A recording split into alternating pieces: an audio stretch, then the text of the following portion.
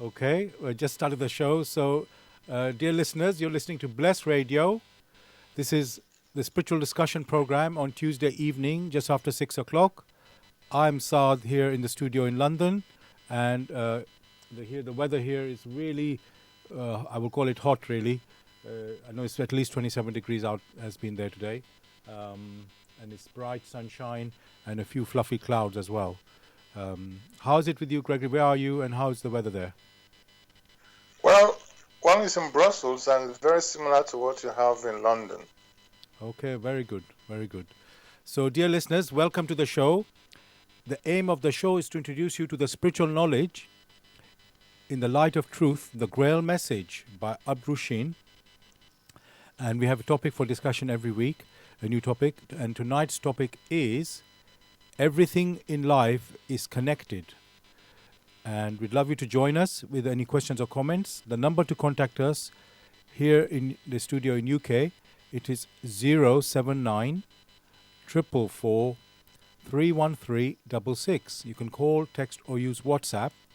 And if you're outside of UK, it is 0044 79 444 31366.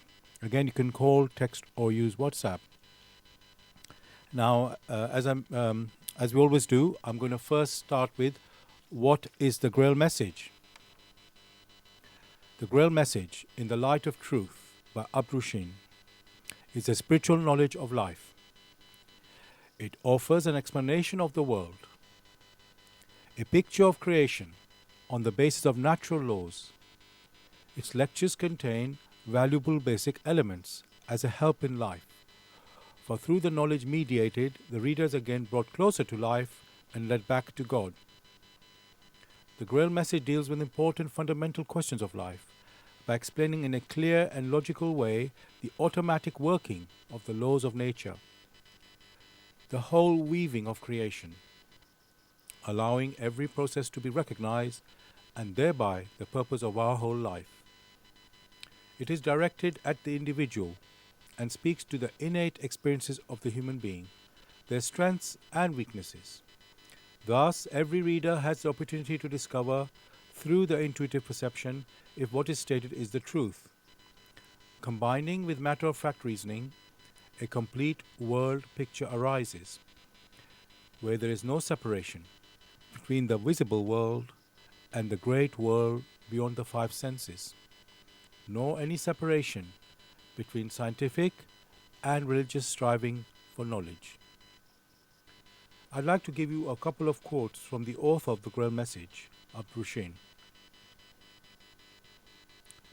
The hearer and reader of my lectures should always work within himself, keenly probing and building bridges from one lecture to the other, as well as out into the great and small world happenings. Only then will he be able to understand the Grail message and find that it gradually shapes itself into one complete whole, without leaving any gaps. Again and again, in all the happenings, the reader will come back to the basic features. He can explain everything without having to change even one single sentence. The word of the Grail message lives, so that it permits only those people who really carry the honest desire in their souls to find abundantly. All else is automatically rejected by it. For the arrogant and those who seek superficially, the message will remain the book with 7 seals. And I'd like to give you one more quote from the author, Abrushin. I wish to fill the gaps which have so far always remained unanswered in the souls of men, and which never leave any serious thinker in peace, if he earnestly seeks for the truth. So, dear listeners, just to remind you, the topic for tonight, the discussion we're going to have tonight is everything in life is connected. And you can join us with any questions or comments. In the UK, the number is 079 444 313 66. You can call, text, or use WhatsApp. And if you're outside of UK, it is 0044 79 444 313 Again, you can call, text, or use WhatsApp. Gregory, when you think of this topic, the title for tonight, everything in life is connected. It's like a very sweet words and something you all want to believe in. I mean, everyone wants to believe in that, and sort of an uplifting thought, and just makes you sort of exactly as the word there. The main word is connected, and when you feel, you just think of that being connected with the people, or the environment, or anything. Basically, it's like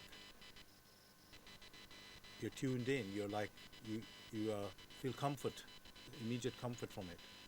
So, what I want to ask you: what lies behind the words? Everything in life is connected. Well, thanks for that particular question, which says everything in life is connected. Such connections can only come about where there is a framework for that connection to be. Wherever there is no framework for such, then such connections cannot exist. And definitely, because one is talking about life, the activities which entails in creation, then there must be a basis for creation. And that basis are the laws of creation through which creation came into existence.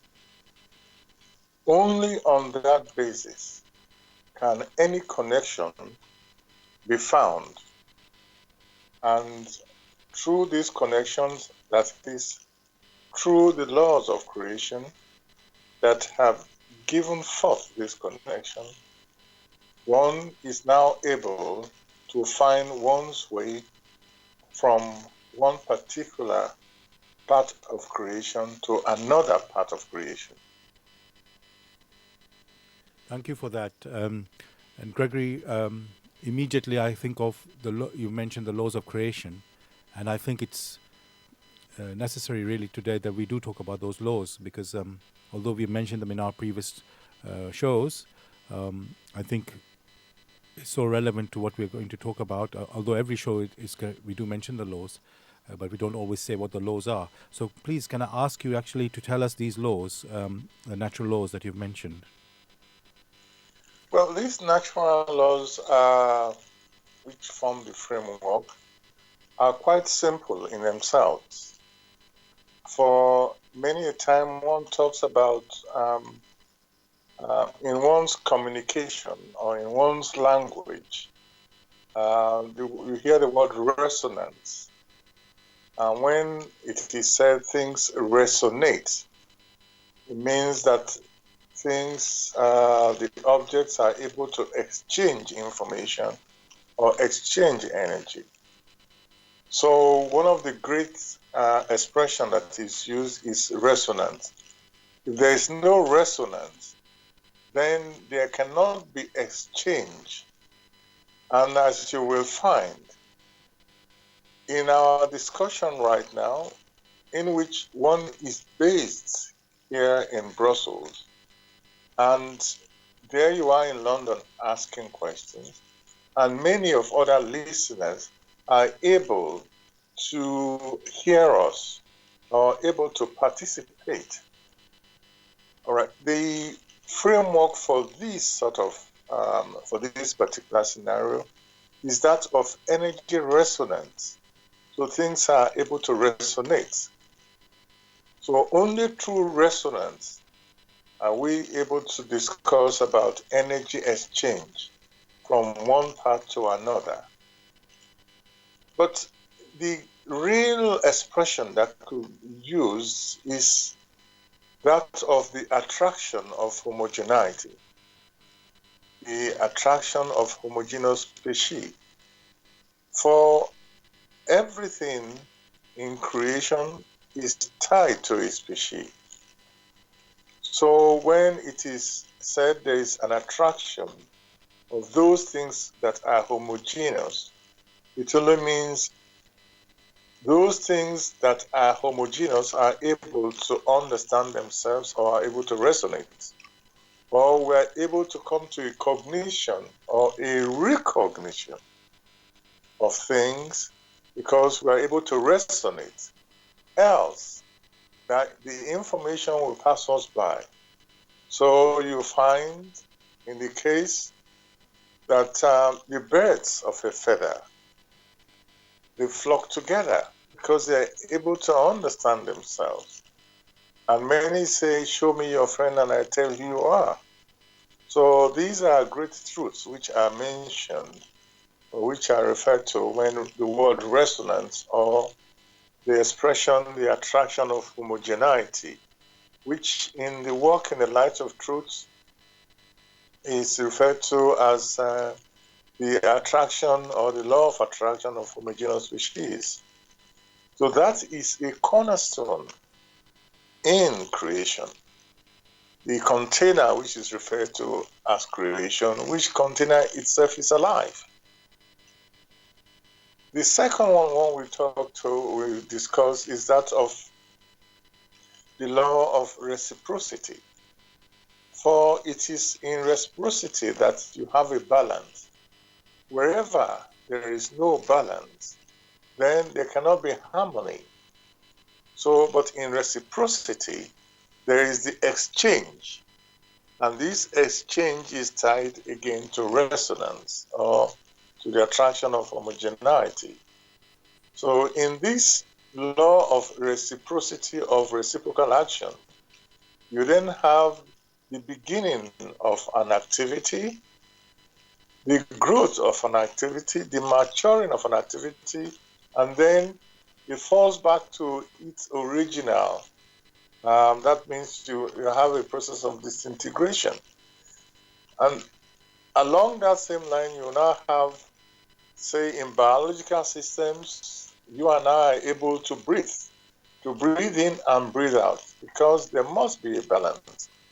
Where such balance not there, then we have an imbalance in which energy will be sucked away again and again, and there will be no harmony. Again, this can be seen even in music, where it is the harmonics that arouse something deep within us. The final law which one may discuss is that of gravitation. Gravitation which has arisen out of density. Density not only of matter, but energy density. For the inner core of man is spiritual, or that which is of spirit is of energy. So once you have the process of densification, that which is denser sinks, whereas that which is not as dense rises or stays at the top. So that's in accordance with earthly conception, sometimes referred to as gravitation. For gravitation has its origin in density. But these very simple three laws one has mentioned are only based on the universal law, which is that of movement. There is always movement. For creation itself rests in movement, in continuous vibration. For vibration is also movement. Doesn't mean it's only a distance movement which is talked about. For everything that you have vibrates. But how these vibrations manifest, are expressed in the laws which we have just mentioned or discussed very briefly. Thank you so much. To have a much deeper understanding, there is the need to go to the work in the light of truth, the grail message, where it is best explained much better than the bit one has just mentioned. Thank you so much, Gregory, for describing the natural laws and giving examples about them as well. What I want to ask next is, we've talked of these natural laws and the connections, and then you think, oh, is everything working by itself? Is there a creator? Is there an almighty? And so far, it almost appears there's no need, there is no such a thing. There is nobody sort of directing anything. It's the laws are just automatically working. So can I ask that question then? Is there a creator, the almighty, that is sort of directing the laws and directing everything within this creation? Well, that itself is a pertinent question, but which has its answer or solution quite easily. For we mentioned, or at the later part of it, one mentioned that there is movement and or motion. And in this motion, energy is required or power is required. The question, the most natural question one must ask, from whence or from where does this, or from which source does this power arise to maintain the structure, the container that is referred to as creation? For that power must have arisen from somewhere. Therefore, that power that has given rise or that made it possible is in itself independent. But all that is in creation is dependent on that power. And that power, in that power, there is also wisdom. In that power, there is also the radiation. So, yes, the source, many call it different names. But if a human spirit in its intuition is open enough, it's able to understand that the source of all power should be revered. Sorry, I didn't hear the last word you said. The source of all power should be. I didn't hear the last bit there. You should revere the source of all power. Revere. Thank you. And you also mentioned that it's like there's an independent, I could call it independent source, and then everything else is dependent on this power, you can say. So, so the other part of that question was: is that source or the power, is that directing all the activity? Like, is it like maybe even predetermined that this is how things are going to work out, or is there? And because you also mentioned the word movement there, so it's but it doesn't give the picture yet about how this movement is. Is it actually we've said there's the source, the power is independent, and then there's let's say the rest of creation, you can say, is dependent on that power. So does that mean that the power sort of directs every activity in a particular set way, or is there some other being or beings, yes, I will say beings, that can, let's say, work separate from that power, not separate, maybe not be the right word, but somehow direct the power also? In the expression one used. On the one hand, one mentioned the power, which power is independent, whereas all else depends on it. Also, along the line, one mentioned the word the natural radiation that stream out of this source. Those natural radiation has to be pictured correctly in the right manner. For that natural radiation may be called the substances, or in a more precise expression, substantiality. Now, when the word substantiality is used, it doesn't act in an arbitrary manner. That is, the radiations that stream out of the source are controlled. That means they don't act in an arbitrary manner in such a way that there is wisdom in how these radiations unite with others. In the formation of uniting of these radiations and in the alliances that these radiations will form. So we can already see we don't have things done in an arbitrary manner. In that case, one may then refer to a wisdom, which wisdom is tied to this power. So on the one hand, we have the source of the power. On the other hand, we have the radiations or the natural radiations that streams out, which one referred to as substantiality. And then finally, we now have the wisdom. It is that wisdom which formed the basis for the uniting and the alliances. Personally, or one doesn't really want to give out everything, for the human spirit that is discerning should go into the walk in the light of truth to examine for yourself.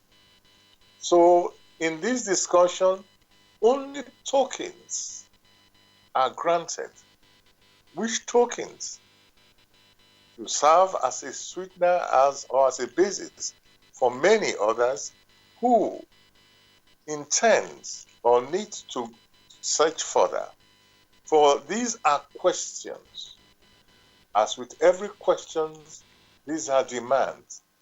But the key thing in the question is that when questions are asked, it means the listener must be on a quest.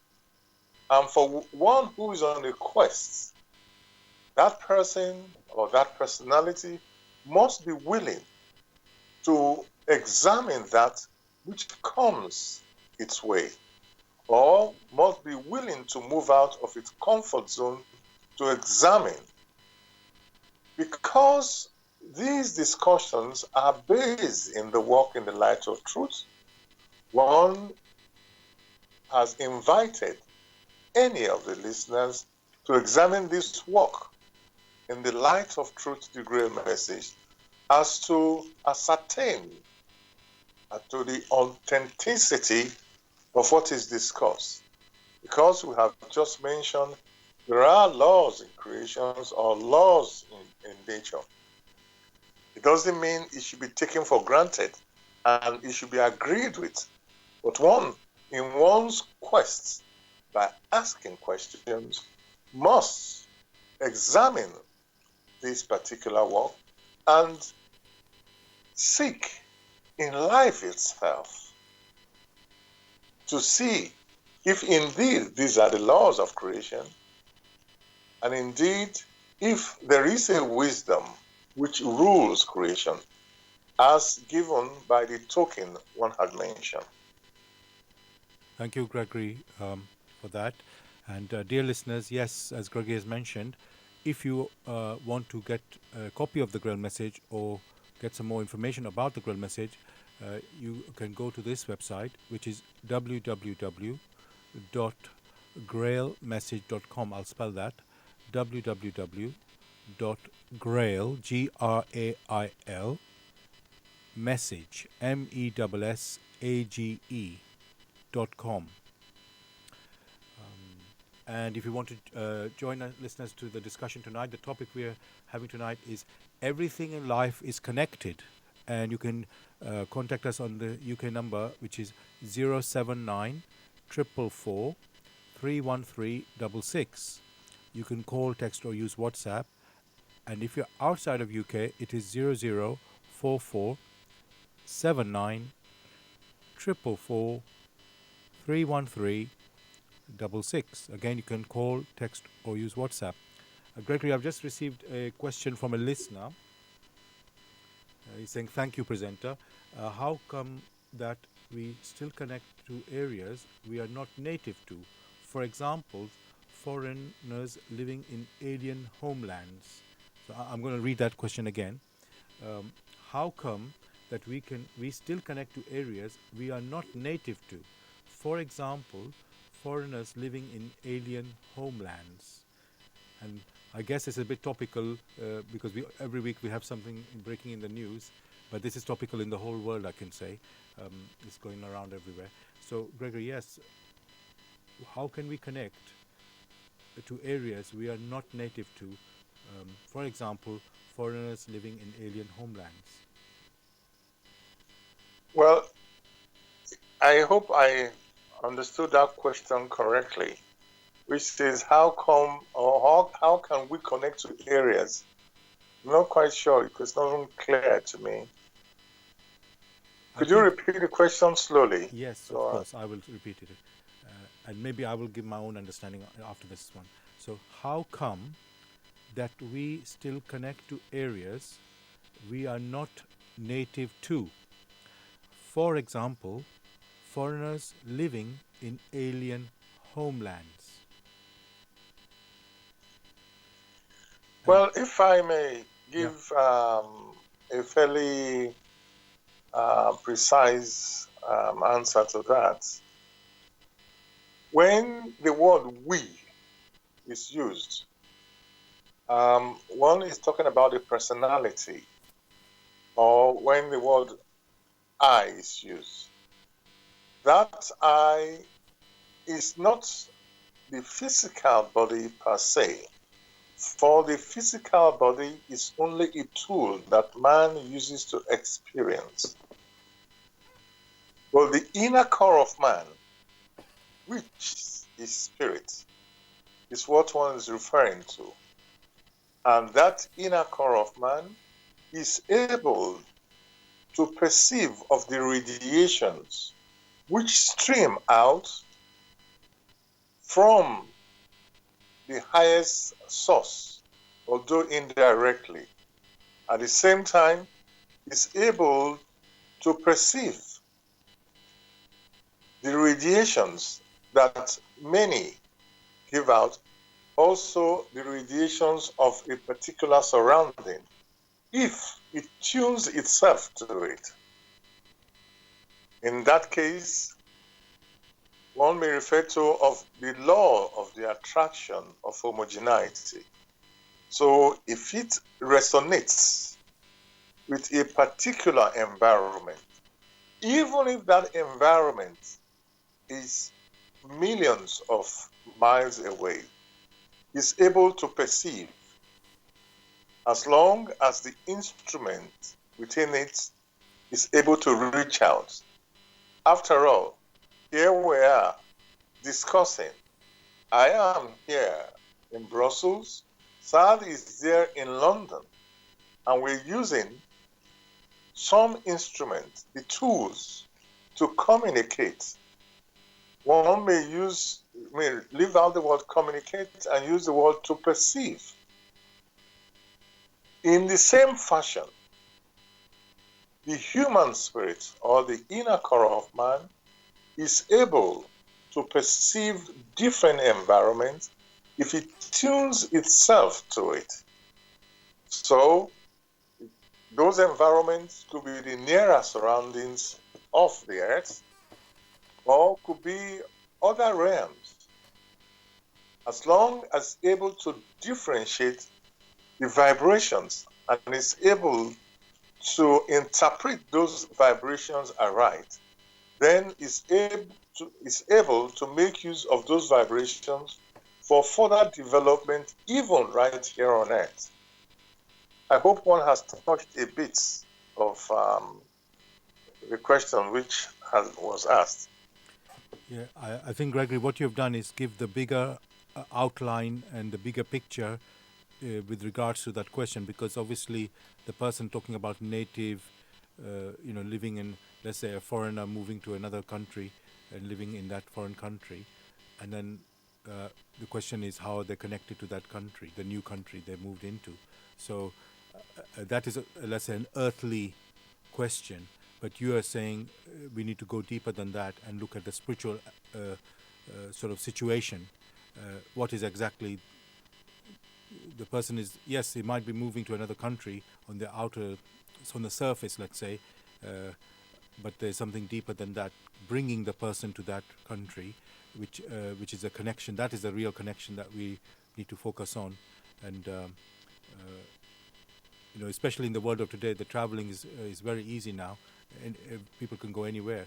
So, and that's why we have all sort of variety of people in every country, pretty much. So, I mean, well, in that particular case, one may add a bit to it that many of the paths, or the paths that many a soul takes nowadays, to a large extent, is connected to the law of reciprocity. We have paths which were woven quite some time ago, even in past earth lives. The returns are such that there is a need to move from one country to another in order to experience there, such that cycles will be closed from those countries. And in getting to that country, one senses a familiarity. That familiarity could be that in the initial instance, that particular personality had experience in that country as an inhabitant living in that country, or as a passerby living in that country. Or there could be so many variations. But this does not change the fact that the spirit has sown and it needed to experience. And therefore, it follows this particular path in its urging to fulfill, and comes to a country which looks alien to it, but deep down is quite comfortable, for it knows it has a connection with that country. And this again explains why in life, or in the movement in creation, things seem connected. But a lot of this can be found in this work, where it gives complete clarity as to how this has happened. thank you, Gregory, for expanding on that question. And when you talk about it, you straight away think about fate, and you already mentioned previous Earth lives. So everything that happens to us, Gregory, is that always within the laws that our fate is being woven, you know, at every moment, within these laws all the time, or is there like a moment where almost like the question the listener asked, where you just choose to go away from that situation by traveling to another country to escape? Does that mean you are like running away from the laws, or is it just still a manifestation of working in the laws? Whenever a decision is made, one should ask, what made that decision? The inner man or the personality made a decision. And once a decision is made, one is then subject to the consequences of that decision. Basically, one is saying man has free will. And this free will is tied to the spirit. The existence of the spirit, the inner core of man, transcends the earth life in which a physical body is necessary in order to experience. For if a human spirit has not got the physical body, how then will it experience of all the ups and the downs here on earth? The tool is necessary, which is the physical body. But the inner core transcends this physical body. Before the physical body came into existence, it is there. And when the physical body has been used and it has come to the end of its use here on earth, or maybe it is forced to depart, it leaves the physical body back. For the physical body only came into existence at the insistence of the human spirit. And therefore it had to take on the form provided for it. However, it was the inner man that made the decision, and the physical body is only carrying out, only using this to experience. So it remains that even when you make a decision, let me leave this country and go to another country, there must have been a previous urge, an inner urge. That inner urge must come from a source, and that source is the human spirit. Thank you, Gregory, again for enlightening us on that. I've got another question where, let's say, it's different. It's looking at the fate again, but from a different sort of scenario. So there's astrology, numerology, and palmistry. Some people, let's say, uh, study that and you know believe in it or think it will help them to live their life somehow. And so, is that, let's say, call them arts of astrology, numerology, and palmistry, um, uh, and which even have some symbolic things. People look at symbols and symbolic meaning in them. Is that is there any truth in those arts that they, let's say, are they in accordance? I can put it that with the laws of nature, or is it some? I don't really like to use this word mumbo jumbo. But so is it real? These arts like astrology, numerology, palmistry, or is it is it within working within natural laws, or is it something, let's say, fantasy? These practices, astrology, numerology, palmistry, these practices, the domain of it in which those who practice them dwell, has its limitations. So they are able to look at, in the case of astrology, a few stars, which stars are within their reach. There are many more other stars. These stars also influence the human spirit. The same thing with other palmistry, whatever it is called. So you find that in using these, they are incomplete. Because they're not complete, they only give partial truths, not the complete thing. And as long as man relies on that which is partial, that which is not complete, then the tendency for errors is so large. And that is why many are then disappointed.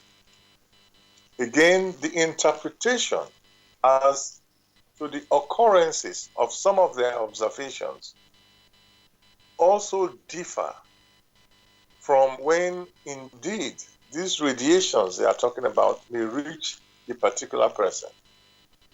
But the key element in this is the inner states of the personality. That inner state, one can never ever predict how the human spirit stands at a particular time. Why? Because even the thought of it, the human spirit is always changing in its maturity. So if the returns meets, or the returns which are not favorable meets a very matured human spirit who has changed, you then find that there is no harmony, there's no resonance. Because of the lack of resonance, those returns, if they are evil, will not affect it as severely as it would affect someone who hasn't improved himself or herself. So there are so many other things which may be involved.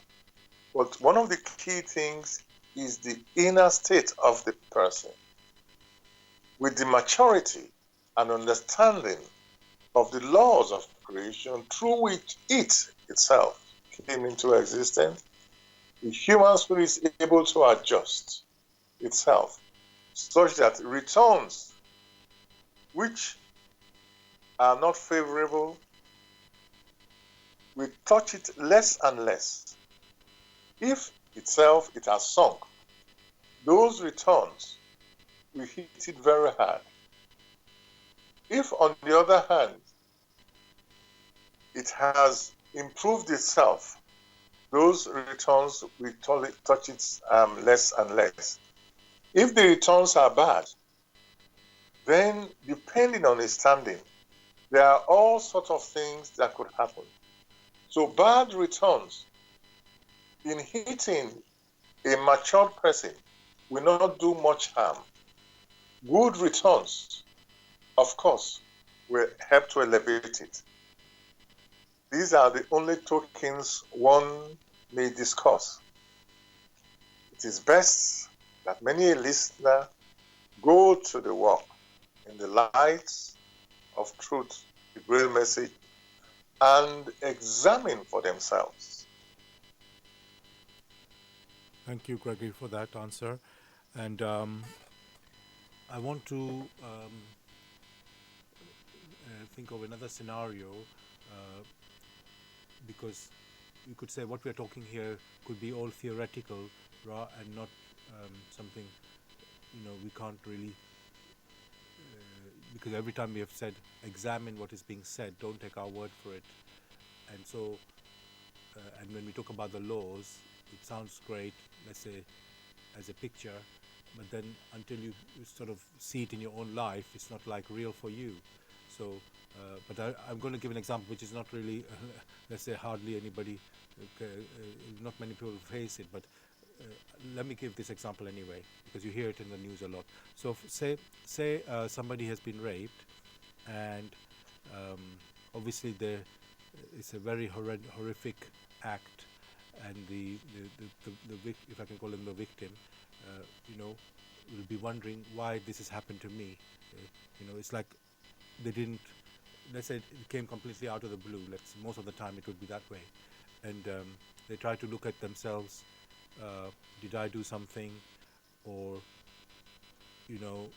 basically there's a real feeling of guilt coming from somewhere, and yet you are the person who is the actual victim, but somehow you feel guilty, that somehow I brought this on myself. And then as time goes on, or people try to comfort the person, and then people think, oh no, you could say, intellectualize the situation, and to just, in order to take away the pain, the hurt that you feel. Obviously, that whoever's been raped is obviously a very terrible um, thing that has happened. So, and basically what I'm saying is, you start to question life, and you question why these things are happening, why this has happened to me, you know. And as I say, initially you feel the guilt, maybe I did something and that allowed this to happen. And then after some time, you may, although I will say most people still feel guilty, somehow intellectually say to yourself, well, it wasn't me, it was the person who actually raped me, that is the person who did the crime, and I was like the, you could say, innocent, in quotes, innocent victim of it. And you sort of just satisfy yourself like that. But somehow it's like you're still uncomfortable within. So what I want to ask you on this sort of story or example is that, why, we're talking about the topic, everything in life is connected. And so when somebody has this guilt feeling, this is an extreme, I know I'm talking about an extreme case here, but just to highlight that this can be real or not, is when that person is feeling that guilt, is that guilt, let's say, brought about because they have some unconscious sensing that it is due to something led to them, that they did that led to that, because it's sort of, on the surface looks quite weird that somebody, they did not do the crime, but they got the effect of the crime, and it hurts them so much. So question I want to ask you on this is, when somebody feels this guilty feeling of something, who has been attacked, what does that tell you? What are you supposed to understand from that? Yes, I did something to cause it, or yeah, is that might be the, where the guilt is coming from? Such guilt may have their roots in many things. But the key thing that many should realize is that in life itself, or in creation itself, there is movement. And this movement calls for constant alertness. Alertness of the intuition of one's intuitive perception, such that many a thing, before it precipitates into gross material happening,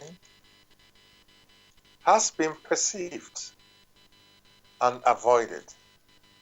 After all, the big saying, prevention is better than cure. So, in many situations, that personality who is very much on the alert, not only gross materially, but also ethereally and also spiritually. That means one's intuition are functioning as they should in their thoughts. In practice, many are able to avoid some of these things, if not all of these things. But should it happen one way or the other, then the necessary lessons has to be learned. It need not be rape. It could be even schooling or moving from one place to the other, and all of a sudden the bridge collapses. It could also be that going on a long journey, flying in a plane, and then the whole thing collapses or crashes.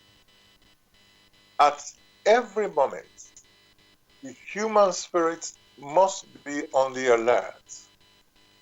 That means they will have to coordinate that their inner sensing to the earthly environment. That is the alertness which is asked of the human spirit, such that many a thing that would have brought disaster could be avoided. Even in so-called intellectual research, these tokens, these inner senses or sensing also comes into play. So when you have a scenario where these manifestations in the earthly plane have been perceived because they have taken place, or the possibility is that they could also take place materially, but in a higher level has been perceived. The need is there to be very cautious and arrange things in such a way that one does not fall by the wayside. It is only when these things are ignored that these manifestations happen on the physical level and therefore the fall. So the key thing here is the personal alertness of the one who is involved. Thank you, Gregory. And so what you're saying is the focus mustn't be the guilt, because it's like you always, then um, you don't allow yourself to become free of it. It's always it's like you look to the next step. Of course, at that moment you may not do that, but really it's always you have to continue your life, and so it always must be the lesson. You must learn lessons from what has happened, and of course, as you said, to be alert. That is because obviously what has happened, and you can never change what has happened, but you can learn from it. So thank you for pointing that out. Dear listeners, you're listening to Bless Radio. It's the Tuesday night spiritual discussion program from 6 p.m. to 8 p.m. The aim of the show is to introduce you to the spiritual knowledge in the light of truth, the Grail message by Abdrushin. And the topic we're discussing tonight is everything in life is connected. And you can join in the show with any questions or comments. The number to contact us here in UK, it is 079 444 31366. You can call, text or use WhatsApp. And if you're outside of UK, it is 0044 79 444 31366. And again, you can call, text or use WhatsApp. And as we advise you all the time on this show, if you're interested in picking up a copy of the Grail message or want to get some more information, you can go to this website, which is www.grailmessage.com. I'll spell that: www.grail, GRAIL, message, MESSAGE.com. Now, Gregory, let's say we've been so far looking at the connections. Everything in life is connected, and I'm going to bring up something you could say which will look weird now. So, for example, we said everything in life is connected. So, how about God and Satan, light and darkness, good and evil? Are they connected? Because there's no obvious. Could you repeat? Yes. Could you repeat it? Yes, I can repeat. Yes, so basically, the question I'm asking you is, are these connected? And I'm going to list them now. How about, so is God and Satan, or light and darkness, good and evil, are they connected? And if they're not connected, how can it manifest that those, like, in a way, what I'm saying are two opposite things. Like I said, God and Satan, light and darkness, good and evil. How is it that are they first connected? That's the first question. And if they are not connected, how is it?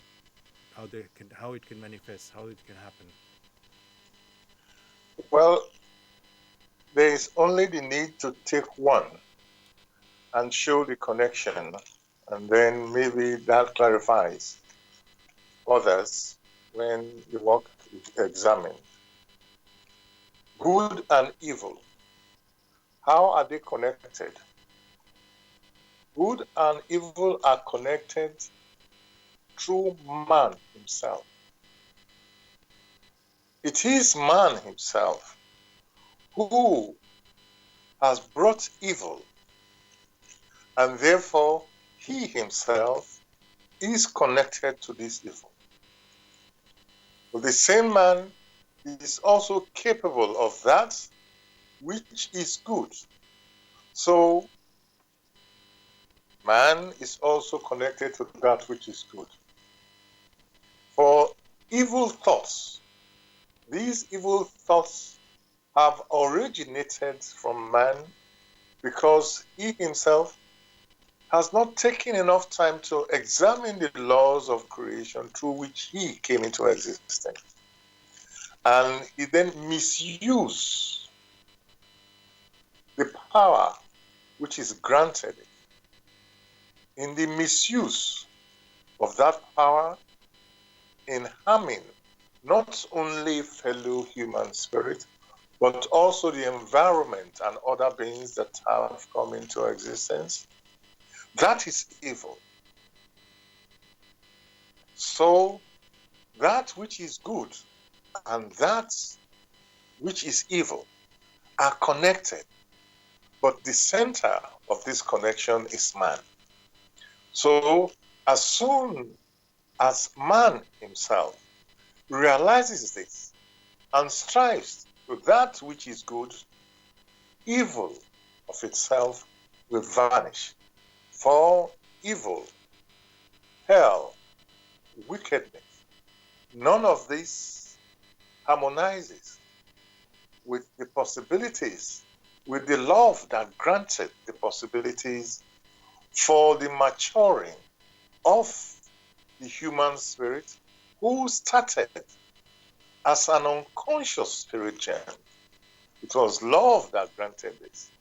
And through the will of the Creator, made things possible, the environment possible, through which it, the human spirit, the unconscious spirit gem, can then mature through the external forces or through the interaction with the external forces, such that those inner potentials will come to maturity.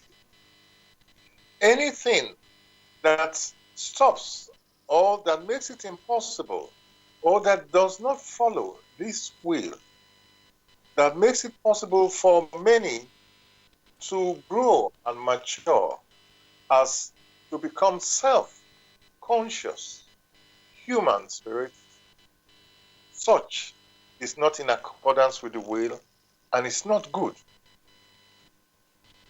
Therefore, good and evil exists.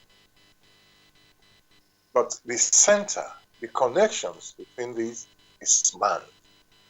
How man has to work in order to ensure evil does not exist. All this can be found in the work, in the light of truth. Real message. Thank you. Man only needs to examine aright. Thank you for that. I want to continue with that, and uh, because there's another. I know you said you look at good and evil. The other one I want to look at also is God and Satan, and you can't say that man was involved in the creation, or let's say the activity of Satan.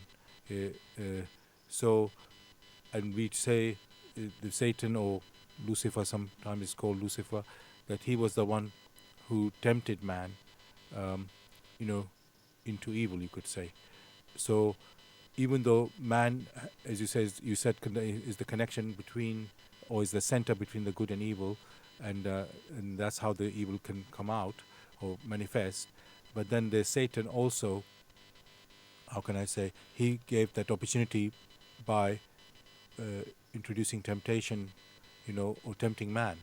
So, is it purely only man that caused the evil, or is there, because of the existence of Satan, that this also is, also partly responsible for the evil?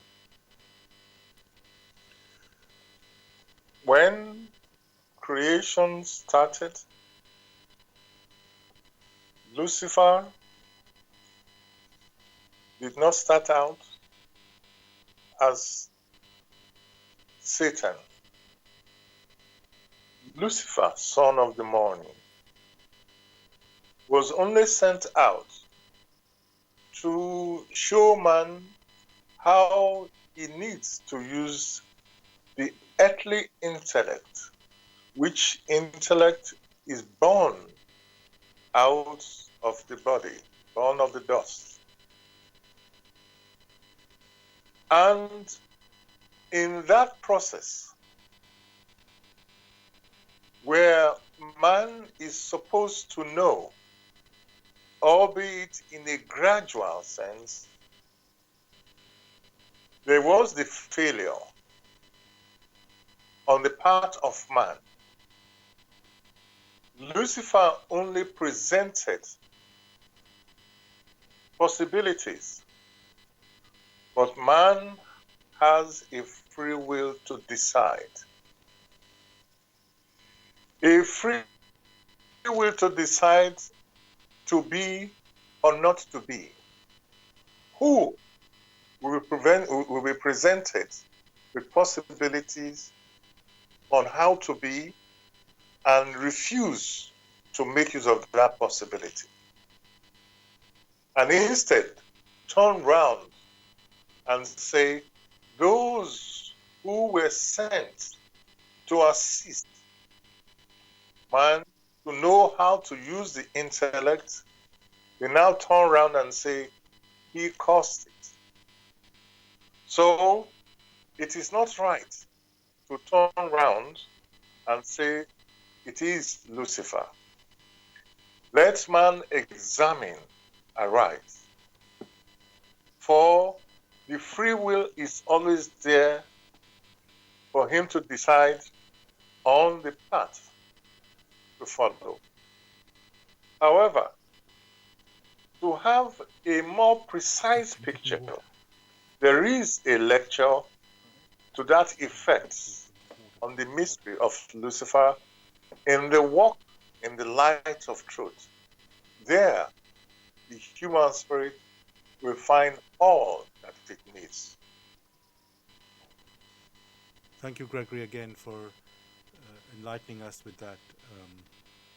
It really provides a clarity which we need, to see the full picture in a way, or a part of the full picture, because it's, as you say, we have to refer to the Grail message to actually really appreciate the depth of the knowledge that's there. So thank you for that. Now I've got something else to talk, ask you, which is, so we've talked about, again, everything in life is connected. So what about happiness and sadness, doubt and confidence, success and failure, wrong and right? Does one lead to the other and vice versa? So I'll just say that again. Again, the topic is, the discussion tonight is everything in life is connected. So does that mean the happiness and sadness, doubt and confidence, success and failure, wrong and right, does one lead to the other and vice versa? The answer to that question is the simplest. Who is the connection? Or what is the connection? If there is a connection, and of course there are connections, then that connection again is man. It is man that, in striving aright and recognizing or moving from cognitions which it finds in creation to recognition or to higher recognition, he feels happy. So that connection of happiness, the connection object itself is man. It is man who, out of indolence, in not wanting to strive after that which is noble, because it's either caught in one thing or the other, or is just too indolent to exert itself.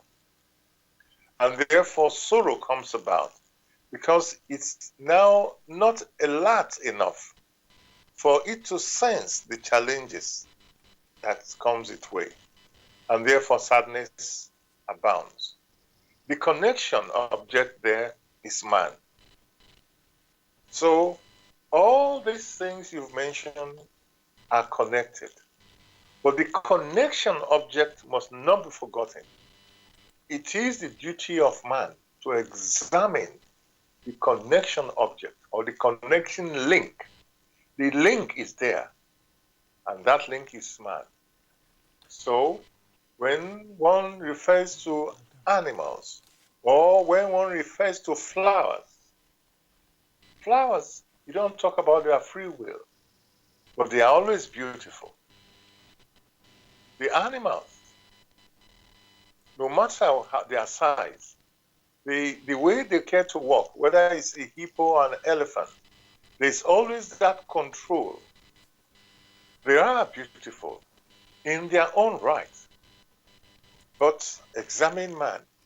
Wherever something is ugly, examine man.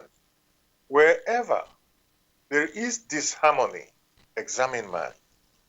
Wherever there are things which do not swing in accordance with the will of the Creator, examine man. Man has now become the connector, the link between that which is ignoble. Thank you again, Gregory. And what I want to say, you mentioned the free will there of man, but I want to say, must we not experience, as a human being, as a man, all the above? When I said all the above, it's the question I had just now about, which means happiness and sadness, doubt and confidence, success and failure, wrong and right. Must not a human being experience all that? Because life is made up of lows and highs. So it's like, we mentioned, although we haven't mentioned today, but let's say there's a cycle, and it's like you have to go. You reach, you start somewhere or journey somewhere, and then you're like growing there. So you will like make mistakes, and then you grow, and you reach the peak of the, let's say, whatever that goal you're striving for. So it's like there's always a low and a high, and since if there's a low and a high, then it means like you will have periods where you will be sad and you will have happiness, and it's like that is a cycle that we have to go through. So in a way, what I'm trying to say is this is not necessarily something wrong or bad that somebody's doing. It's just part of your journey of growing as a human being. So you will get happiness, and you will have sadness, and you will have doubt, and you will have confidence, and you will have success, and you will have failure. So it's like, is that a natural thing? Maybe I should say it like that. Is that a natural cycle that you have these ups and downs? That's a very good question. The observations are correct, but interpretations are not very correct. For you mentioned the highs and the lows, sadness and all that. Who brought those things into these? Had he been always on the alert, as if man always examined many things as intuitively as it could, if man is in such a state that is always checking things out intuitively, not only materially, then sadness would have been banished. A simple example: A man goes to the farm and plants crops, and he reaps such bounty harvests, and he does not eat all of it, but keeps some aside. Another man goes to the farm, plants his crops or her crops, and of course, what does happen? Harvests them and squanders all of it. And then the rains do not come as they thought it should, or for one reason or the other. The harvest now has run out. What then happens? The man who had kept things for the future through his activities will experience no sorrow as compared to the man who squandered the gifts that nature has granted it. For alertness, quiet reflection, and appreciation of the living laws of life is necessary. It is because man in his activity or in her activities refuse due to indolence to acknowledge what caution should be. That is only why sorrow becomes a part of what he or she should experience. But whoever is always on the alert, always examining things, as we kept stressing, go thee and examine this work in the light of truth. To examine is not to criticize. To examine is to absorb this work and strive to see how it manifests in nature, in everyday activity. That is the purpose of examination. Such that when one examines, one will now adjust one's activities in accordance with the laws of creation.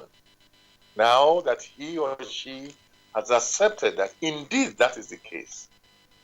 With that, many a challenge will become very easy to deal with. For even before a challenge comes, you, through your activity, have already sensed what that challenge could be. But above all, one will be in touch with those forces that make these things be. One is alert enough to have perceived all these things even spiritually, such that in taking heed, many of these things will not manifest materially because he or she already knows. He or she is daring enough. Daring in the sense it understands the laws through which it came into existence. It understands the language which creation speaks to it. For creation itself is the language of the Creator. Creation itself is the language through which the power, the source of all power, has put there, such that he or she must strive to read, such that it will swing unconditionally. Thereafter, many powers will resonate within him, and only happiness, happiness imbued with further happiness, and in confidence and gratitude, is able to move forward convincingly. Then it will say itself that free at last, freedom within the laws of creation. For in his or her experiencing, the returns are such that they elevate him rather than suppress him. Thank you. I've got a question from a listener. I'm sort of reluctant to ask it now because I had another question which is following from what you've just said now, but because it's just come out, the message has just come, I'll just ask you the question from the listener. And this is what the listeners are saying. If oil and water ordinarily do not connect but exist side by side, is this not the same relationship between everything in nature? So I'm just going to say it again. If oil and water ordinarily do not connect but exist side by side, is this not the same relationship between everything in nature? I don't know if that's so clear, but Gregory, if you can sort of find an answer for that. Well, oil and water. The thing they should know is that water is basically of two elements, whereas oil is one we refer to as in maybe chemistry or biology as a composite of many elements. And so one must look at these things as objectively as possible. Yes. Sorry. We have composites. Hello? Yes, if I can... okay, let me give my little picture of this, how I see this question, although, of course, I do answer how you want to answer it. But how I saw that question was that, when they look for oil, I'm going to make a little joke which my dad used to say, if I just to give this picture. Basically, my dad was working in Saudi Arabia, and of course they have plenty of oil there, but he was working for the Ministry of Agriculture looking for water.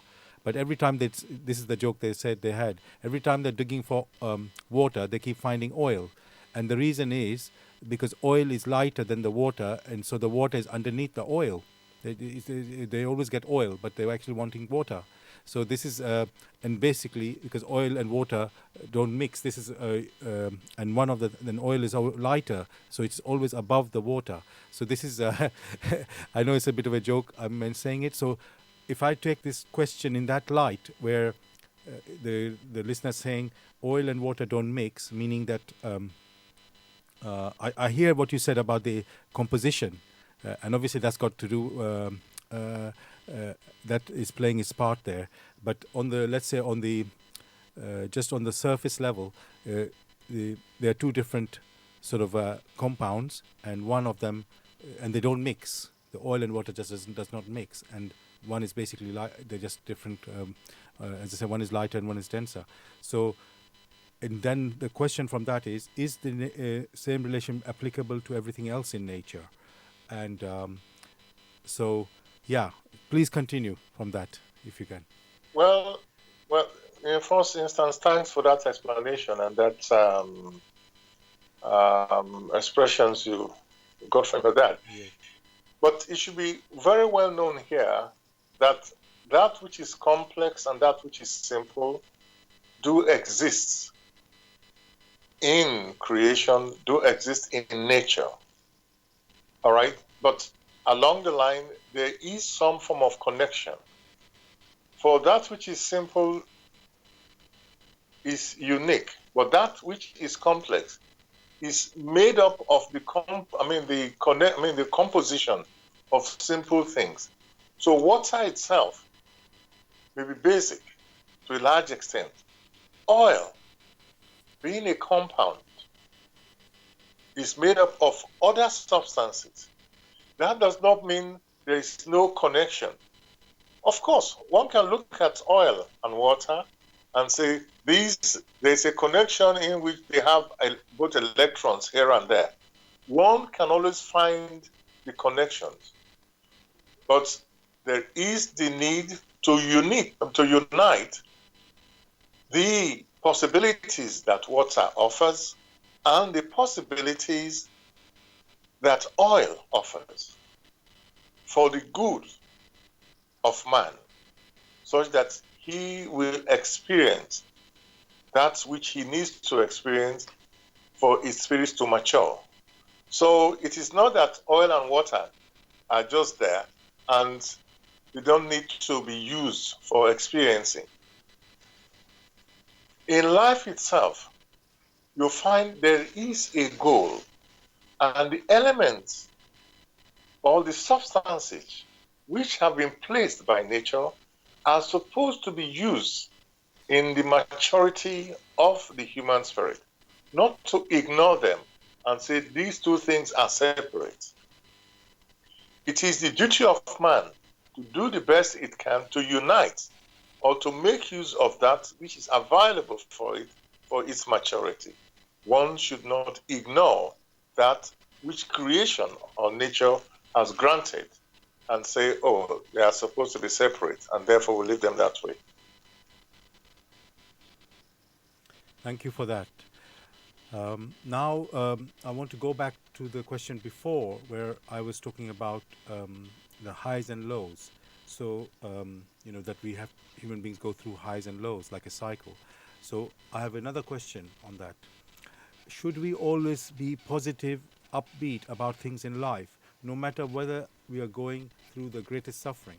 Surely we are ignoring the reality, avoiding the truth of the situation.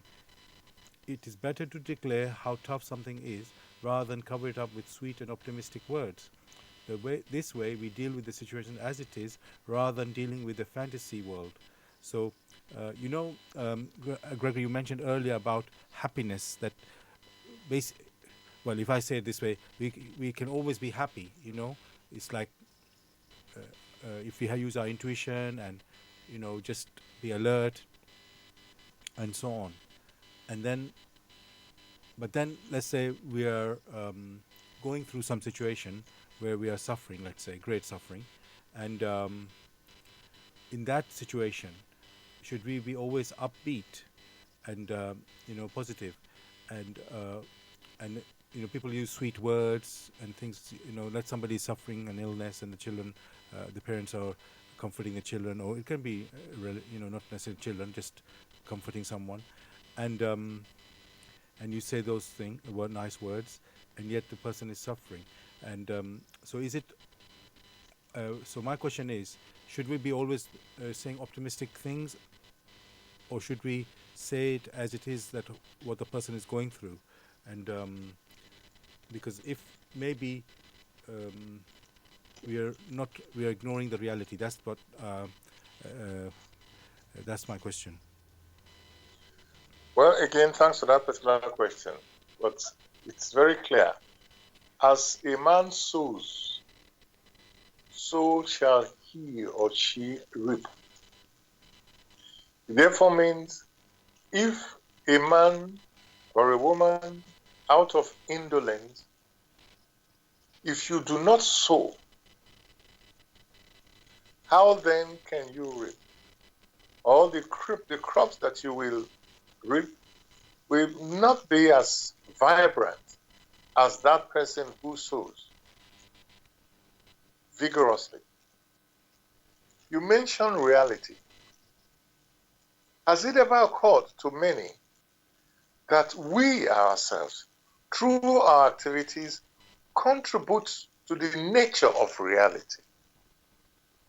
That that which we see is the reality, the returns which creation grants us, that we ourselves influence this reality. So as we have sown, in reality is that which we will reap. If we have sown happiness, if we have sown helpfulness, before too long, we ourselves will have to reap that which we have sown.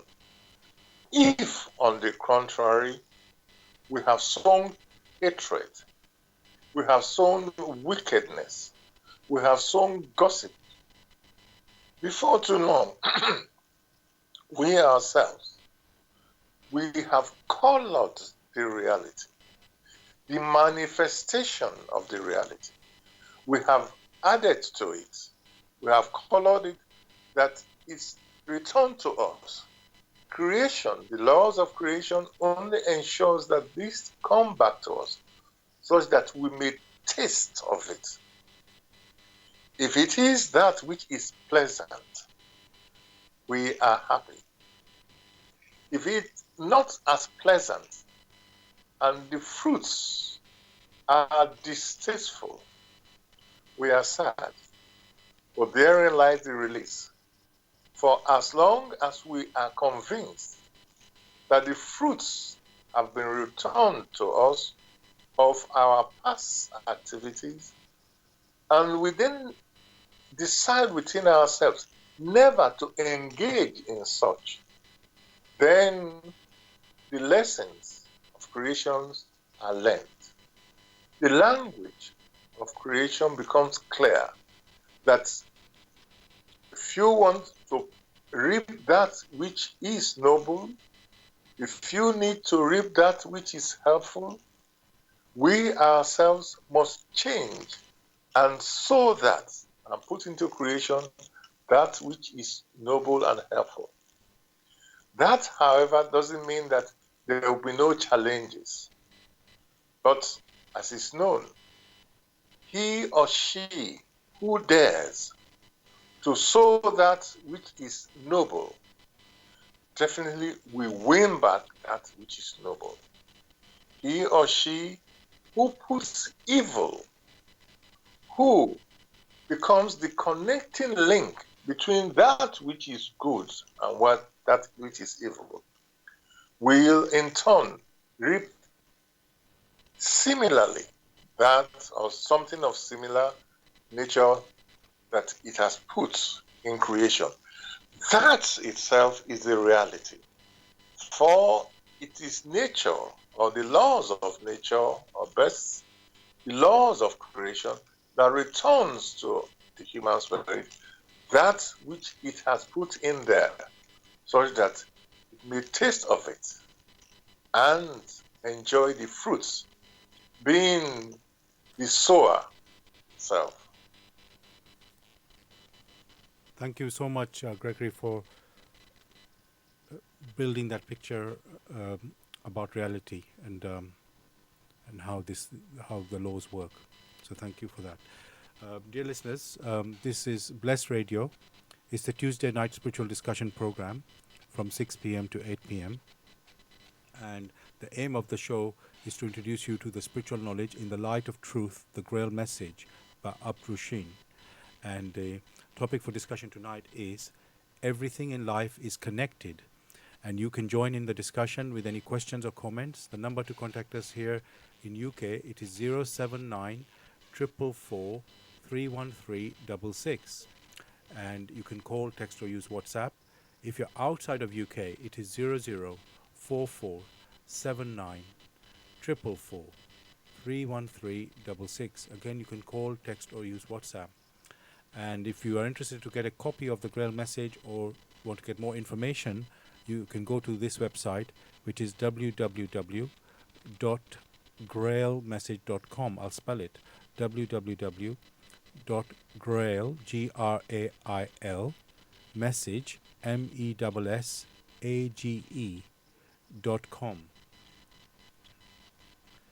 Gregory, I've now got another question from a listener, the same listener. It's a continuation of the previous. We're sort of jumping, doing one question, then going to say my question and back to the topic of the other listener. So here we go.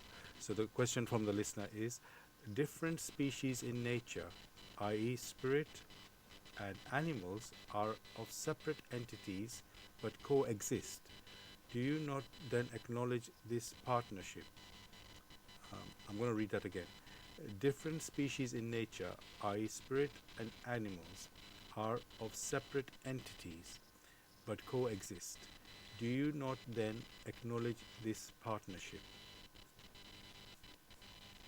Of course, one acknowledges that these different species coexist. Yes. Actually, I must admit, I'm not too sure what the listener, how the listener asked this question. So, but yes, I understood it that way too. So yeah, maybe listener, if there's something that was not clear for you, or there's something you wanted to bring up, please do send another message. But it also must be understood that not only um, we have the human spirit, animals, and also plants. There are stones. These are different species. What is important in many cases is to understand the connection or not, or disconnection between one species and another, what the species are for, and their purpose, of the purpose of their existence. These are the things which many a person, and with a good volition, may examine in the work, in the light of truth, and then understand why these species are there, what's their origin, and how do they be for the benefit of man, also for the benefit of creation that allow them to come into existence in this world of matter. That will be the necessary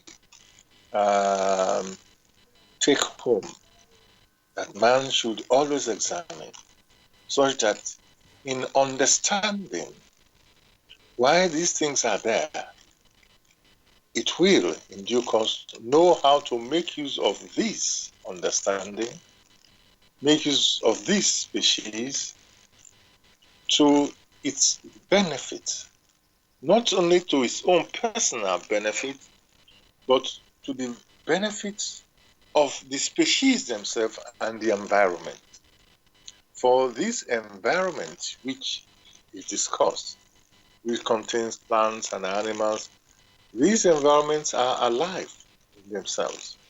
For there are others, unseen forces, that also act on these in order to make sure they are fresh, just like you have the seasons, and they provide man that which he or she needs for his experiencing. Thank you for that. I've got now another question, which is moving through in sort of a new direction now. So, if, if everything is connected, um, if everything in life is connected, how come it appears we are separated in some aspects? For example, when someone passes on, we are no longer connected. So with that person who's passed on. So yes, people mourn when somebody passes on. There's a death, and it's like the end of their life, and the end of, you could say, the connection with the person as well. So is there still a connection, or is that there is a separation here, or just apparent separation? Well, a connection does not mean there is no separation. After all, here I am in Brussels, and there you are in London. We are discussing. There is a link. Are we not connected? Yes. At the same time, in our connection, in our discussions, in the link which we use, we are using the tool here on earth. That tool is that of the physical body, in able to transmit information to other tools, mechanical tools or electrical tools, and you're able to hear us. So that link is always there. But what is referred to is the inner core, that which was before the physical body. that which makes use of the physical body. The physical body is of the earth. Before that human spirit came and took over the growing fetus in the womb of a mother, that entity, that inner core, had existed somewhere and only came when the fetus was growing, and at the middle of pregnancy, it took over. And when a baby is born, it's only natural that in this particular incarnation, that inner part needs to make use or to learn gradually to make use of the physical body. And in the initial instance, it lies down, is unable to move, and as it keeps growing, it starts crawling, all right, and it keeps growing, it starts walking. You still need to know how to make use of the physical body in the right way and the development of the brains. And as with everything here on earth, which is transient, even if it takes millions of years, the earth life of that particular human spirit comes to an end. We said here earth life because that is the period in which it has use of the physical body. So when it then departs and goes its way for further experiencing in different realms, for those that are more intuitively alert, they are still to a large extent being able to perceive its nearness or farness. For in its activities, just as it was in a different place before it came, it was separate from you. But being tied to the physical body for a period of time, maybe 10, 20, 100 years or 150, whatever, and now it has now shared the physical body, it needs to move on for further experiencing. Like we said, it is the spirit that is alive. The physical body is only a tool, a temporary tool for a very short period of time, a tool that it needs for experiencing of the earthly environment. For without the physical body, how will it experience the earthly vibrations? How will it know of the sorrows or the driving force why people do what they do? There, when it doesn't have the physical body, there is no need for any sexual impulse, for it is not to be born in the other realms. It doesn't need a mom to carry it in its womb like it has done here on earth. There, the laws are different. So one has to examine aright. The connection is still there. Even whilst on earth, some people go to a different country and they cut off all communications because they don't want to be disturbed so that they can build up that which they need to build up. It only means man has to open up. Man has to examine life itself, the laws that maintain life itself. Then, when it understands the language that creation speaks to it, then it can become truly alive. Else, it is asleep. Thank you again, Gregory. And what you have shown is that basically the picture of this world that we live, uh, we are, let's say it's a really big wide world, and the knowledge of that wide world, we really need to know it to make sense of our life. So by you giving the examples of, I don't think it's even an example, it's just pointing out that, okay, on the earth it's this way. When we die, we enter another realm, and the world there is different. And there's just one point I want to pick up on. You said the laws are different in the other realm or the other world, but I think um, we said the laws are the same actually wherever we are. But so if you could just clarify that, do you mean that they are actually different in the other realm, the laws, or is if you can just explain that. The laws of nature or the laws of creation as they manifest in other realms are different because the consistencies in other realms are different.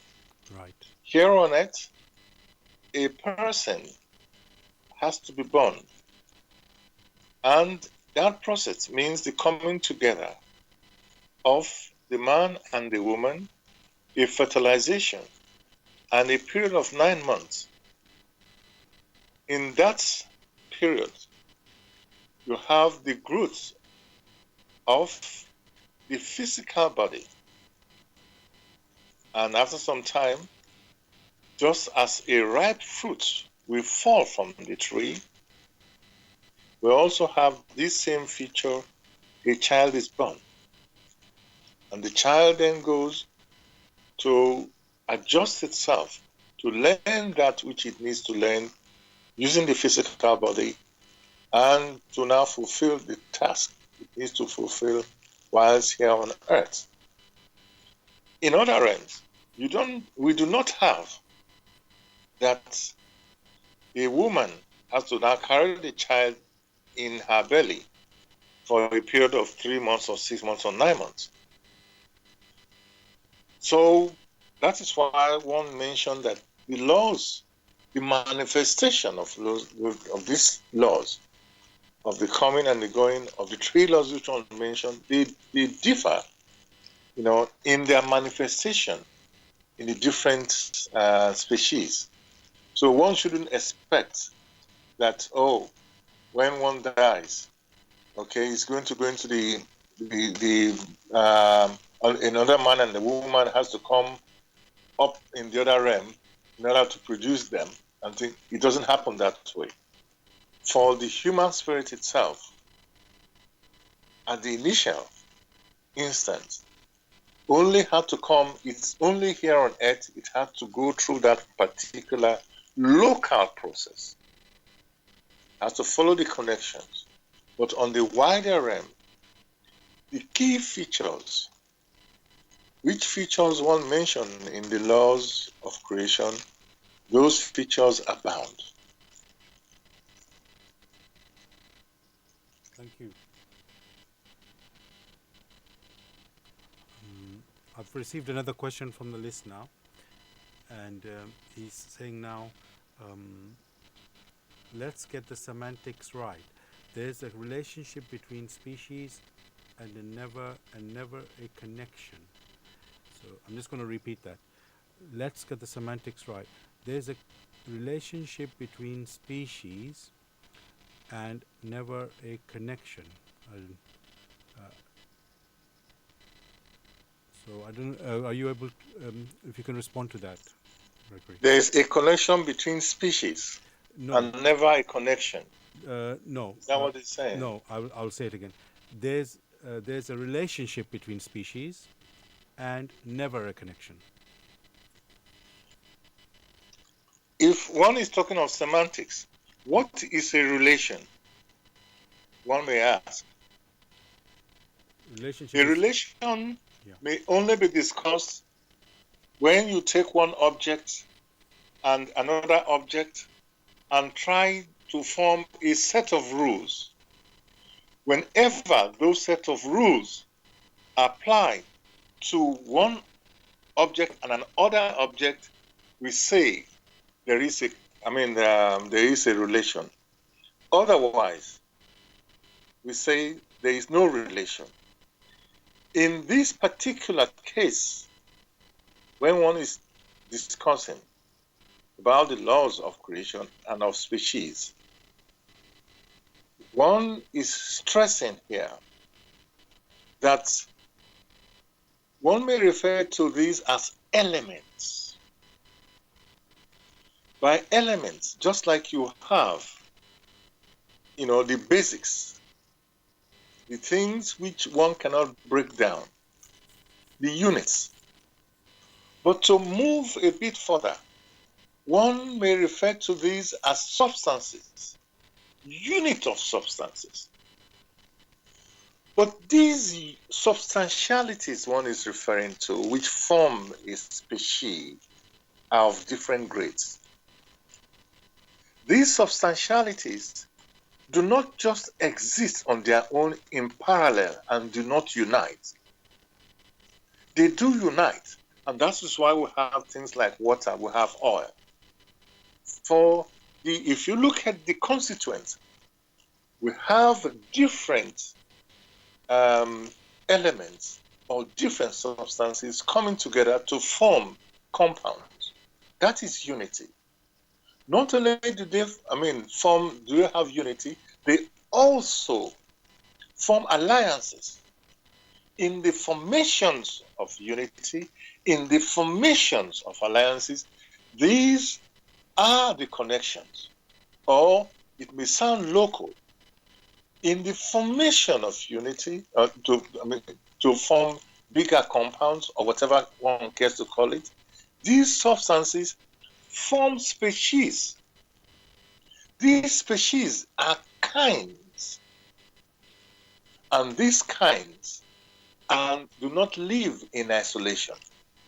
As long as they unite, then one may talk of a relation. If they don't unite, they swing on their own, then one may not talk of a relation. So the semantic itself presides in substantiality, in elements. Which elements the people of old refer to? And that is why even in the so-called philosophy or mathematics or whatever, you have elements. But we can stretch it further and use the word substantiality, which substantiality is referred generally in a species as the radiations which stream out of the source of all power. All one has discussed is nothing. Let the questioner go strive to examine the work in the light of truth. There, all things will be found. Thank you again, Gregory, for your answer. I think this will be the last question for tonight. It'll be a good one to end on. The world becomes one to us when we become conscious of it. So is life therefore a journey of discovery to find this truth and then live in harmony with everyone and everything? So I'll say it again. The world becomes one to us when we become conscious of it. Is life therefore a journey of discovery to find this truth and then we live in harmony with everyone and everything? Yes, it is. Yes, it is. But there's much more to that statement. For you said discovery. To discover or to uncover. That in itself means so much.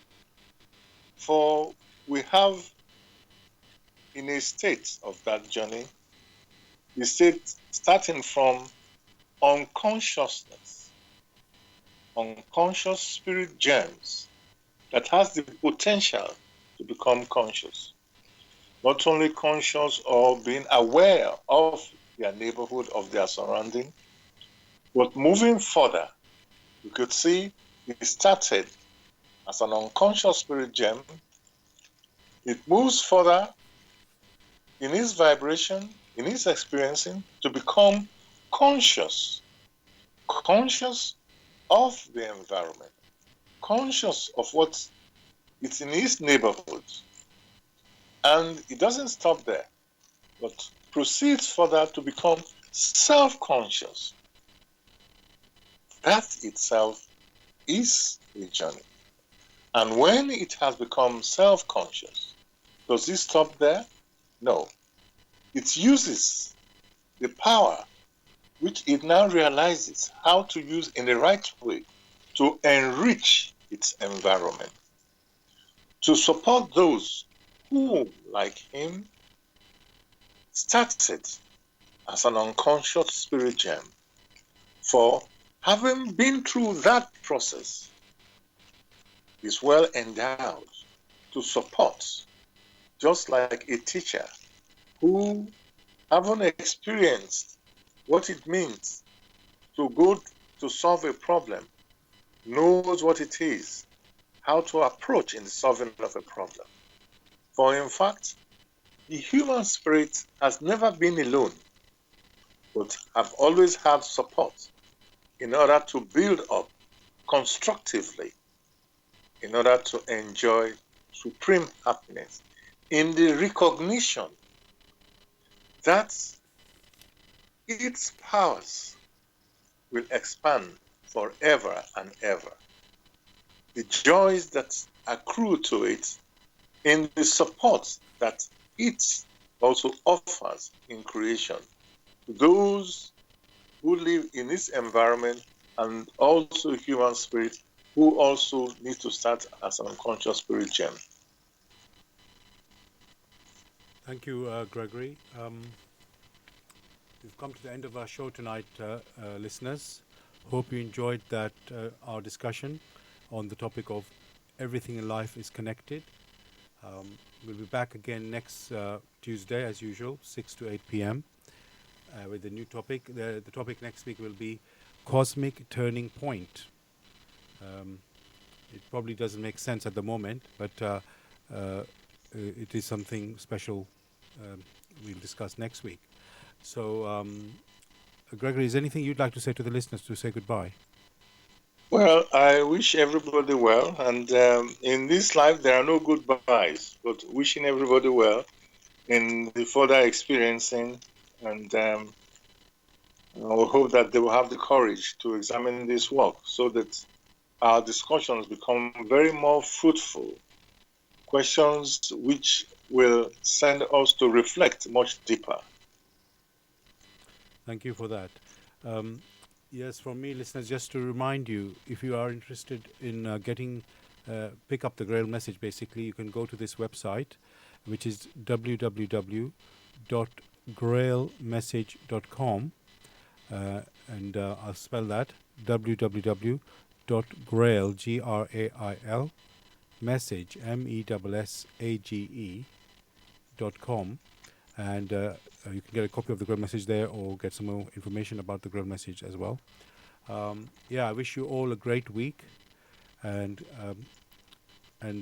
yes, God bless. Take care, everybody, and we'll be back next week as usual at 6 p.m. All the best. Bye.